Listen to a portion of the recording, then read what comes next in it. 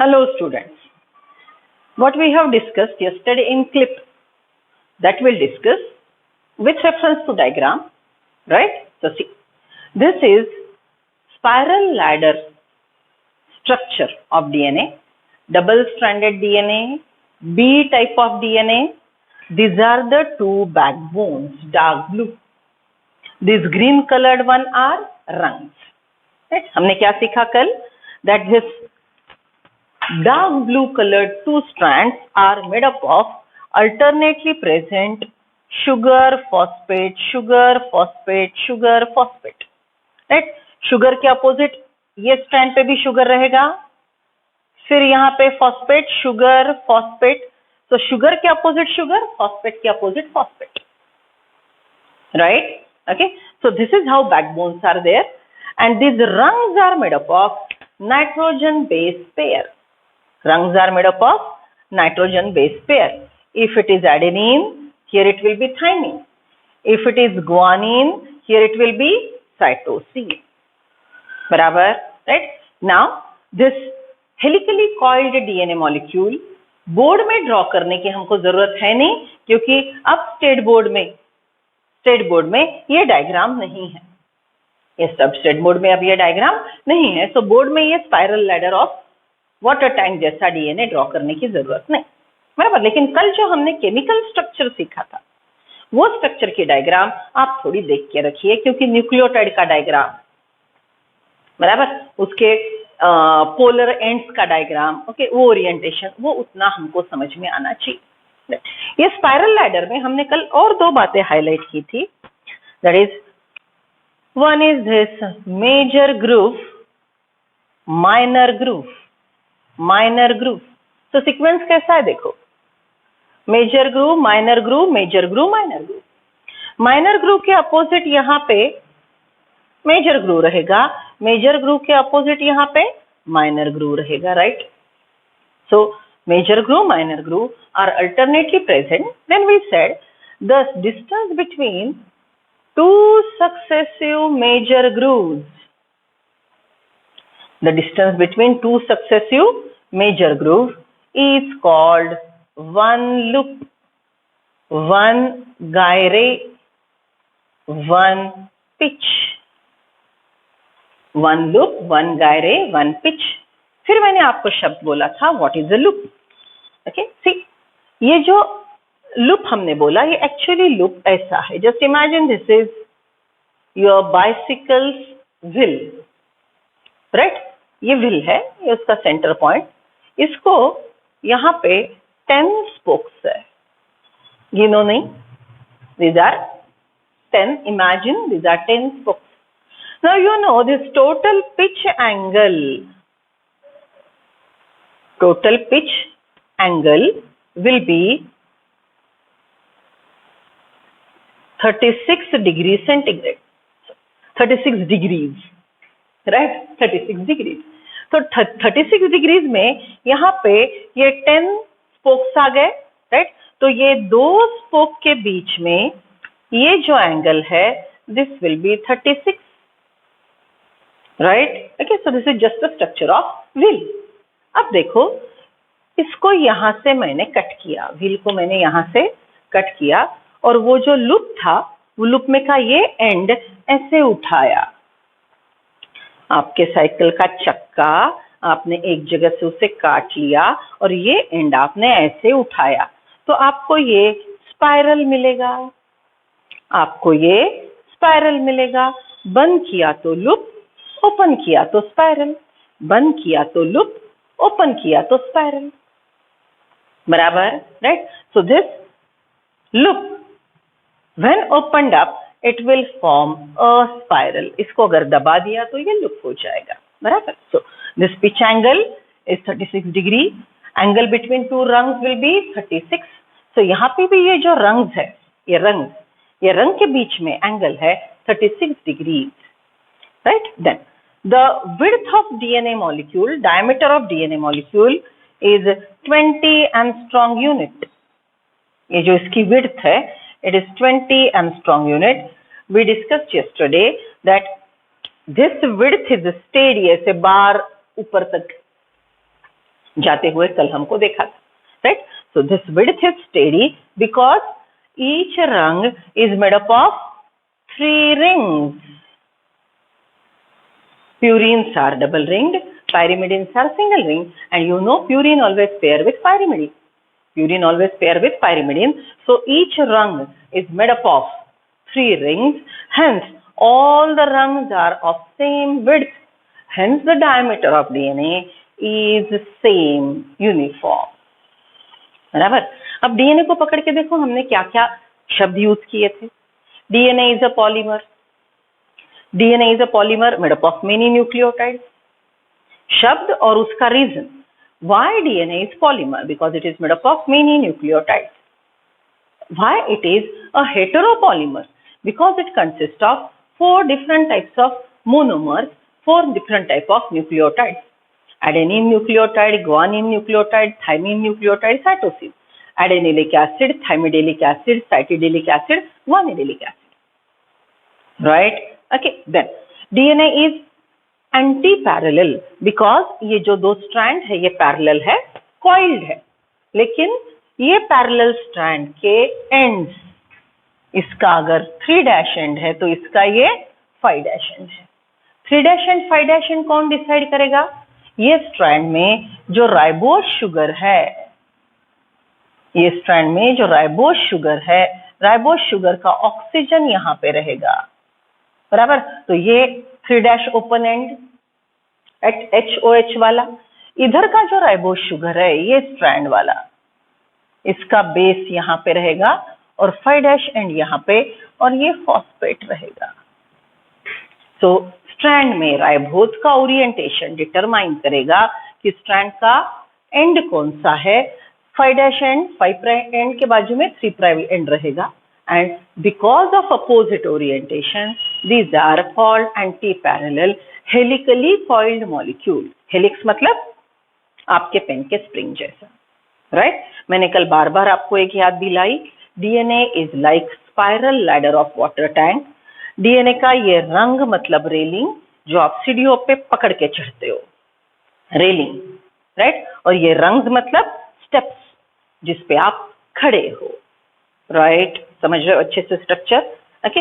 सो width 20 angstrom unit, pitch angle 360 degree centigrade, pitch angle 360 total circle का, pitch angle total circle का 360. 2 rungs के बीच में का एंगल 36. प्लीज नोट, पूरा पिच एंगल 360 डिग्री और दोनों के बीच में का, 2 रंग्स के बीच में का angle 36. Width 20 Armstrong unit.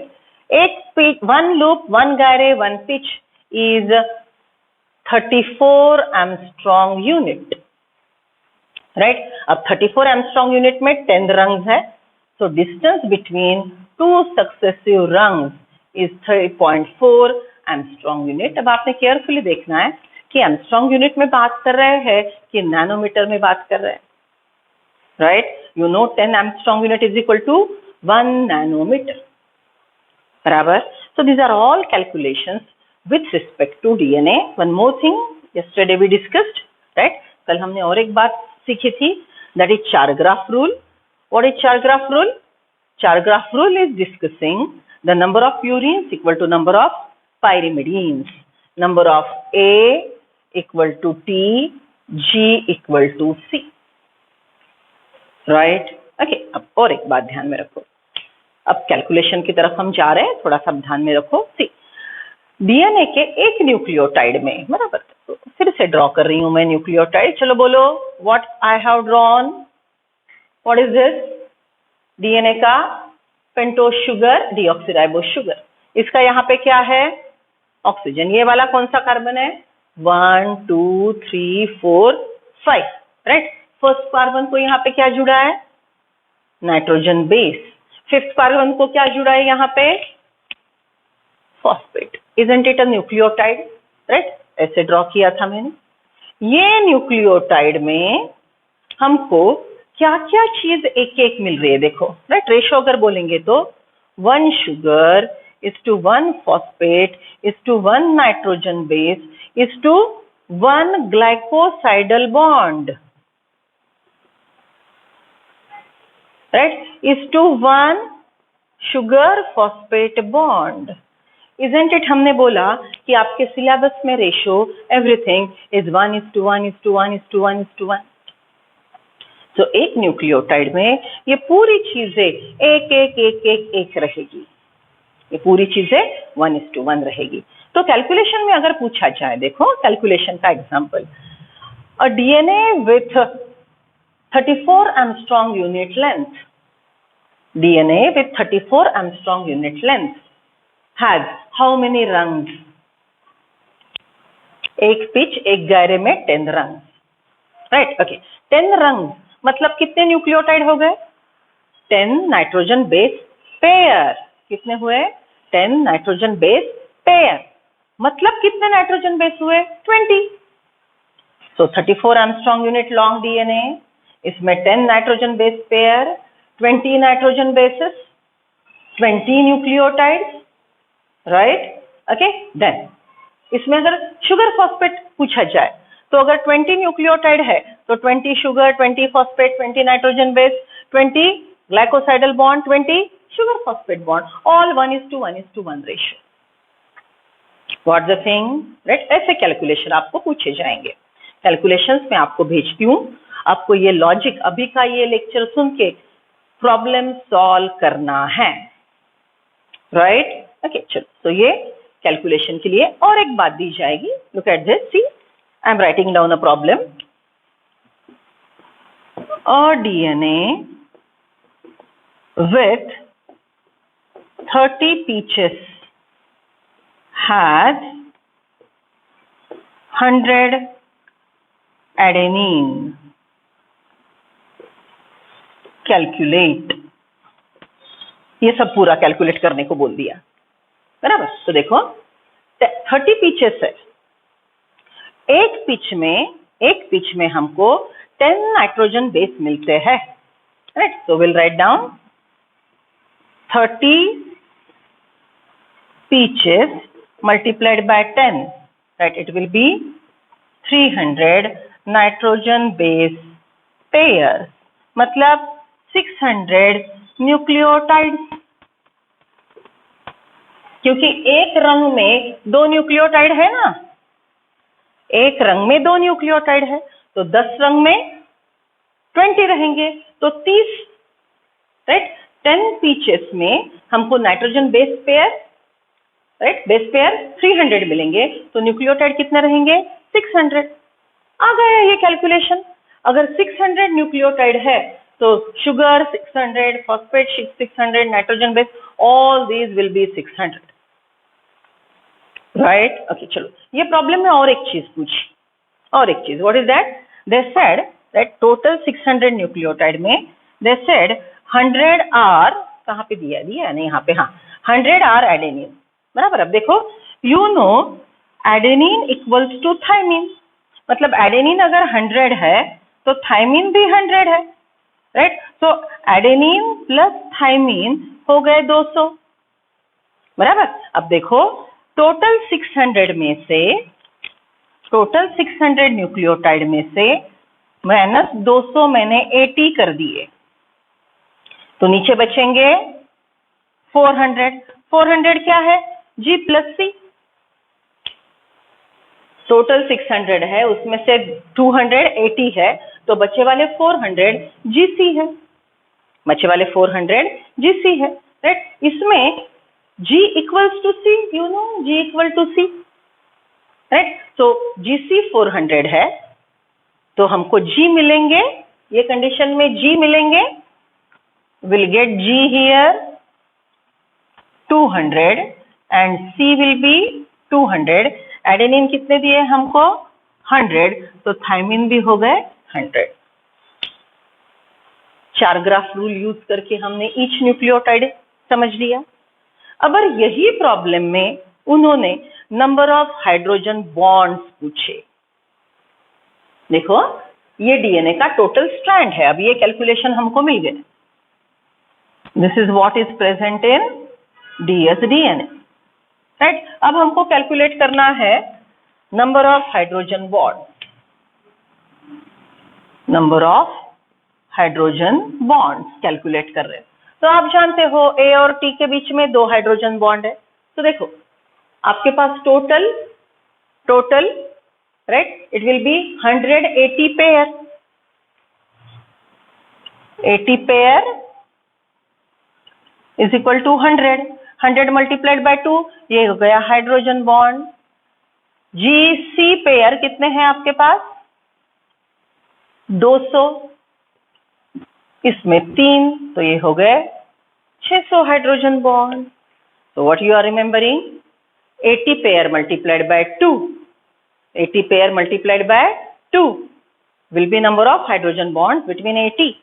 Gc multiplied by 3 will be number of hydrogen bond between Gc. इसका टोटल कर लिया तो हमको डीएनए में यहाँ पे ये 200 plus 600, right? 800 hydrogen bonds will be present. Okay, so are you getting the problem? A DNA with 30 peaches, right, इसके पास ऐसे 30 पीचेस है, तो हमको ये सब बाकी का कैलकुलेट करना है, right. A DNA is with 30 pitches has 100 adenine, calculate all, right. So मैंने क्या किया, 30 पीचेस, राइट, मतलब इसमें कितने नाइट्रोजन बेस पेयर है वो मैंने एक पिच में 10, तो 30 मल्टीप्लाइड बाय 10, ये हो गए total nitrogen base pair. Pair मतलब मैंने टोटल न्यूक्लियोटाइड कैलकुलेट किए। टोटल न्यूक्लियोटाइड के बाद each nucleotide has ratio 1:1:1, 1 sugar, 1 phosphate, 1 nitrogen base, 1 glycosidal bond, 1 sugar phosphate bond। बात समझ में आ गई, बराबर। अब यहाँ पे सिर्फ हाइड्रोजन बॉन्ड के लिए हमने क्या किया, number of 80 pair multiplied by 2 और number of GC pair multiplied by 3। Okay, so ऐसे प्रॉब्लम आपको बहुत सारे सॉल्व करने हैं। I will post you and then we will discuss. Right? So here we completed structure of DNA and problems related to it. Clear? Now, as a DNA is one of the very essential thing in life, it is book of life. DNA को हमने बार बार क्या बोला, DNA is book of life. लिख लिया है सब लोगों ने, right? Okay. So DNA is book of life. तो इसको हमको अच्छे से प्रोटेक्ट करना है। डीएनए को हमको अच्छे से प्रोटेक्ट करना है। प्रोटेक्ट करने के लिए उसको हमको पैकेजिंग करना है। प्रोटेक्ट करने के लिए उसको हमको अच्छे से पैकेजिंग करना है, राइट। याद है last year cell division, DNA is coiled to produce, DNA coiled to produce nucleosome fibre, solenoid fibre, chromatin fibre, chromosome. ये हमने पैकेजिंग के ऑर्डर सीखे थे। एक छोटी सी डायग्राम भी ड्रॉ की थी, वही डायग्राम अब हमको डिटेल में सीखनी है। स्टेट बोर्ड में भी है और एनसीईआरटी में भी है, right. Okay, so if you are done with this, write down the title, packaging of DNA. So come to the packaging of DNA. DNA master molecule है, लाइफ का बुक है। उसको अच्छे से पैक करके, कॉइल करके नॉन डिवाइडिंग सेल के अंदर रखेंगे, पार्टली कॉइल्ड स्टेज में, ताकि वो प्रोटेक्टेड रहे। लेकिन जब वो सेल डिवाइड होगा और जेनेटिक मटेरियल एक जनरेशन से दूसरे जनरेशन ट्रांसफर होगा, एक सेल से दूसरे सेल ट्रांसफर होगा, तो उसका पैकेजिंग होना बहुत जरूरी है, just for protection from A number of things, right. उसके रेप्लिकेशन के बाद वो प्रॉपर पैकेजिंग करेगा प्रोफेज में, और प्रोफेज में टोटल कॉइलिंग कंडेंसेशन के बाद एम फेज में हमको उस मेटाफेज में हमको उसका हाईली कंडेंस्ड स्ट्रक्चर दिखाई देगा, right. So this is totally uncoiled DNA, double stranded DNA. This DNA highly magnified, ये थोड़ा मैग्निफिकेशन पे, ये भी डबल स्ट्रैंडेड। अब ये डबल स्ट्रैंडेड डीएनए, ये डबल स्ट्रैंडेड है, आप दूर से देख रहे हो, राइट। सो ये डबल स्ट्रैंडेड डीएनए अब हिस्टोन के साथ कॉइल करेगा। देखो ये सामने से गया, फिर पीछे से गया, फिर सामने से गया, राइट, फिर पीछे से गया और यहाँ से बाहर निकला। फिर ये डीएनए सामने से गया, पीछे से गया, फिर सामने निकला, फिर पीछे गया, बाहर निकला। अब देखो कॉइलिंग कंसेप्ट कैलकुलेट करते हैं। ये हिस्टोन ऑक्टामर, ऑक्टामर मतलब ये बॉल के अंदर हिस्टोन के 8 मॉलिक्यूल्स हैं। ऑक्टामर का मतलब है हिस्टोन की ये बॉल में 8 मॉलिक्यूल। हिस्टोन ऑक्टामर के साथ इसका कॉइलिंग कैसा है? यहाँ पे शुरू हुआ, यहाँ से यहाँ हाफ, राइट, फिर यहाँ से यहाँ हाफ, मतलब ये हो गया एक स्पाइरल, ये हो गया 1.5 स्पाइरल, राइट, और ये यहाँ से निकलेगा तो ये है 3/4, राइट, ये है 3/4 स्पाइरल। समझ रहे हो? सो एक हिस्टोन ऑक्टामर के साथ डीएनए कितना कॉइल करता है? 1 turn complete, 1.5 and 1/3/4 turns, 1 complete 3/4 turns of DNA around a histone octamer, right? अभी histone octamer में क्या? Histone octamer consists of 2 molecules each of H2A, H2B, H3, H4, 2 molecules each. ये अब सब केमिकल के नाम है। हिस्टोन ये डीएनए के पैकेजिंग के लिए लगने वाला डीएनए है। डीएनए के पैकेजिंग के लिए लगने वाला ये केमिकल है। Histone protein, right. सो ये 4 प्रकार के प्रोटीन है। एक ऑक्टामर में ये 4 प्रकार के डबल रहेंगे, H2A के 2, H2B के 2, H3 के 2 और H4 के 2, ऐसे टोटल ऑक्टामर यहाँ पे रहेंगे, राइट। इसको ये कॉइलिंग पैक करने के लिए यहाँ पे रहेगा ये वाला, right, this will be H1। ये क्या है? H1, right? So H1 is not part of the octamer. H1 is present external, बराबर। 2 न्यूक्लियोसोम के बीच में ये जो डीएनए है, ये वाला डीएनए, राइट, इसको हम बोलेंगे लिंकर डीएनए।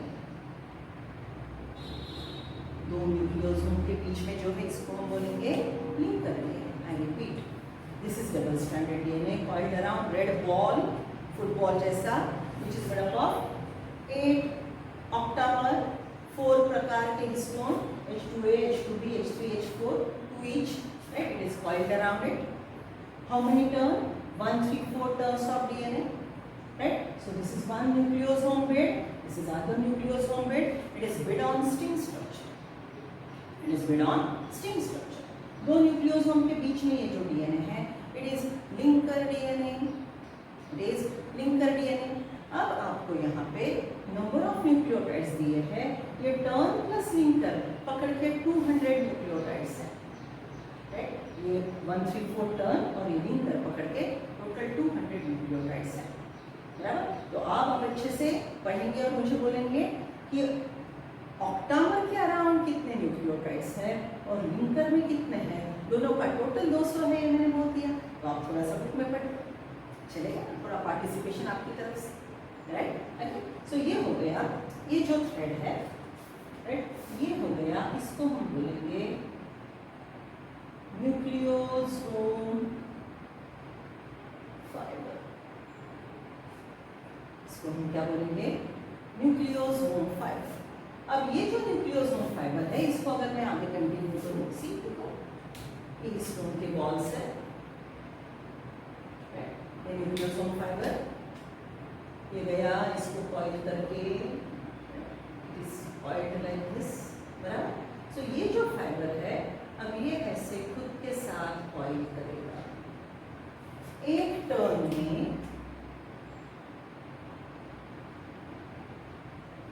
6 न्यूक्लियोसोम रहेंगे, 1 2 4 5 6। एक टर्न में 6 न्यूक्लियोसोम रहेंगे। ये ऐसे पैकेजिंग को हम बोलेंगे solenoid fiber, right? Now this solenoid fiber will again coil, this solenoid fiber will again coil like this,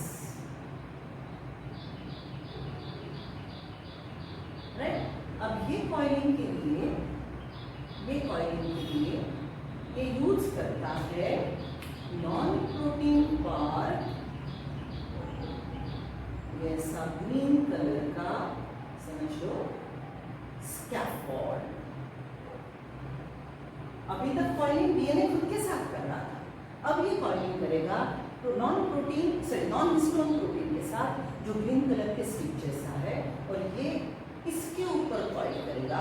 तो ये कॉइल्ड होने वाले स्ट्रक्चर को जो और थिक शॉर्टर हो रहा है, इसको हम बोलेंगे क्रोमैटिन फाइबर, इसको हम बोलेंगे क्रोमैटिन फाइबर। और ये फुल्ली कॉइल्ड हो जाएगा तो हमको मिलेगा क्रोमोसोम। अब क्रोमोसोम का स्ट्रक्चर हमने चैप्टर 7 में देखा था लास्ट ईयर, 4 प्रकार के क्रोमोसोम सीखे थे, बराबर है। So this is one full chromatid, इसको हम बोलेंगे सब क्रोमैटिड। ये दोनों को पकड़ती है फुल क्रोमैटिड। ये है इसका सेंट्रोमियर, और सेंट्रोमियर के बाजू में जो प्रोटीन कैप डेवलप होंगे सेल डिवीजन के दरमियान, that will be kinetochores, right? So this is total packaging of DNA, right? Now this content is simple, so I am not reading NCERT, बराबर। State board के reading का post तो मैं करने वाली हूँ, रीडिंग जो हम स्टेट बोर्ड करेंगे उसका लेक्चर तो मैं पोस्ट ही करूँगी। So just draw this because state board question can be asked. उसमें हमने एनसीईआरटी में जो ऑक्टामर का स्ट्रक्चर दिया है वो देखना है, right. Everyone take out NCERT, come to page number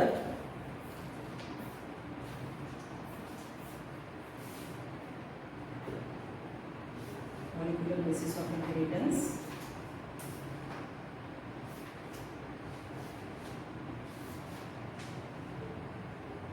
page number 99, packaging of DNA helix. Look at that, 6.4a nucleosome, green colour का पूरा ऑक्टामर बताया है। इससे कई गुना वेजिटेरियन डायग्राम स्टेट बोर्ड में है, सब लोग निकालो state board, page number 73, state board page number 73।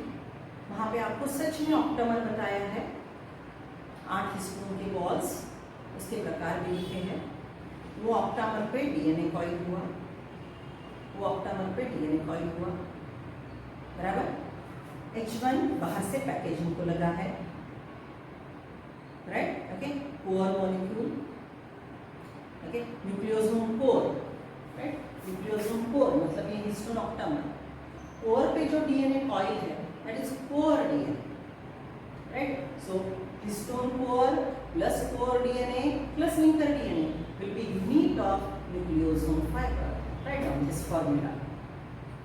Histone core around which core DNA, around it core DNA plus linker, ये हिस्टोन का बॉल, इस पे रैप किया हुआ डीएनए कोर डीएनए, और ये रहेगा linker, is unit of nucleosome fibre, okay. अब 6.4b डायग्राम देख लो एनसीईआरटी में, राइट। डीएनए के थ्रेड्स है, इजंट इट, थ्रेड पे बिड्स चिपके हुए, so it is called beads on sting,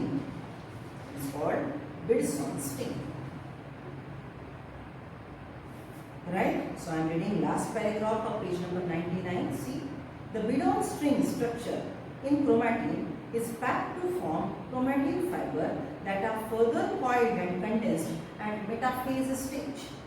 ये coiling condensation complete होगा up to metaphase. Metaphase में हमको shortest thickest chromosome दिखाई देगा. Cell division to form chromosome. The packaging of chromatin at higher level requires additional set of protein and that are collectively referred as non-histone chromosomal protein. So ये जो green color का मैंने draw किया है, right? इसको हम क्या बोलेंगे? It is non-histone chromosomal protein. Further packaging DNA required non-histone chromosomal protein. In a typical nucleus, euchromatin and in some region loosely packed and stained light and are referred as euchromatin. The chromatin that is more densely packed and stained are called as heterochromatin. Euchromatin is said to be transcriptionally active chromatin, whereas heterochromatin is inactive. अब फिर से याद करो, last year cell chapter में मैंने euchromatin heterochromatin के आपको differences लिख के दिए थे, फिर से देखते हैं। सी ये पैकेजिंग करते वक्त डीएनए में फिर भी थोड़ा सा डिफरेंस है। कुछ डीएनए बहुत थिकली कॉइल्ड है, और कुछ डीएनए थोड़ा लूजली कॉइल्ड है।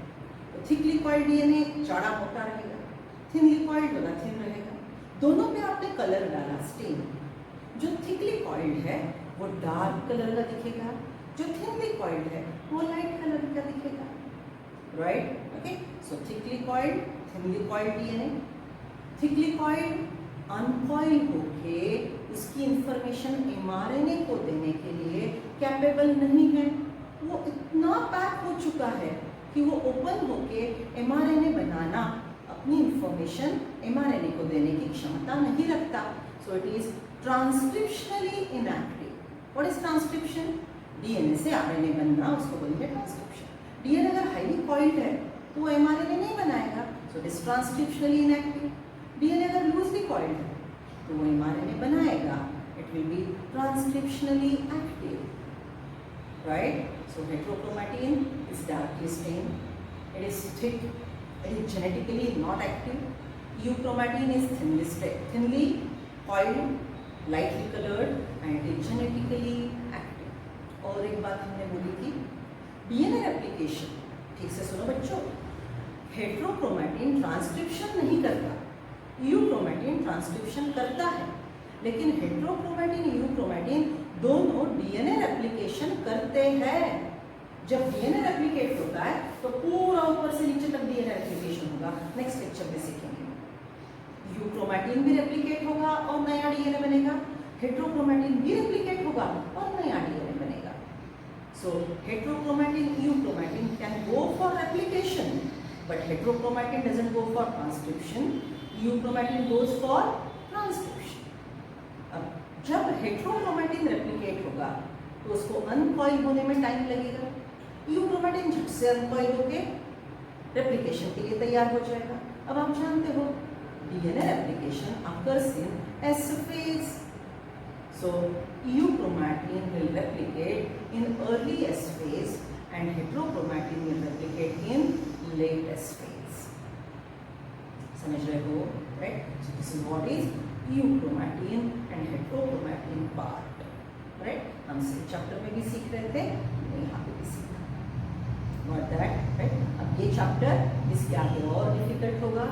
तो सबने मुझे प्रॉमिस किया है, आप सब लोग लेक्चर मेरे साथ, सेल्फ स्टडी मेरे साथ, स्टेट बोर्ड एनसीईआरटी दोनों पढ़ेंगे, राइट? ओके, सो आपका होमवर्क है differentiate euchromatin heterochromatin, differentiate nucleosome fibre chromatin fibre, differentiate nucleosome fibre chromatin fiber, right? Unit pyrimidine के डिफरेंसेस को हमने लिखे थे, बराबर? डिफरेंसेस पे ध्यान देंगे, मेरे साथ पढ़ाई करेंगे, right? So get ready for more difficult and very interesting part of DNA replication. Don't miss the next lectures, right? See you then. Bye.